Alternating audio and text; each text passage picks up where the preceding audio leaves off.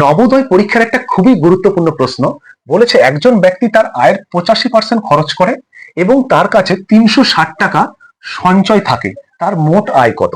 কি বলেছে? আয়ের 85% খরচ করে ফেলছে, মানে পার্সেন্ট মানে কি? শতকরা। শতকরা মানে 100, মানে 100 টাকা আয় করলে 85 টাকা খরচ করে।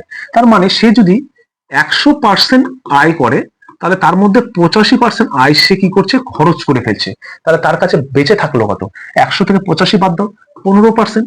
এই 15% টাকাটা তার কাছে বেঁচে যায়, আর এই বেঁচে যাওয়া টাকাটা সে কি করে? সঞ্চয় করে। তাহলে কত টাকা সঞ্চয় করেছে সে? সে সঞ্চয় করেছে 360 টাকা। তাহলে এই 360 টাকাটাই তো 15% হবে, তাহলে এই দুটো সমান হবে।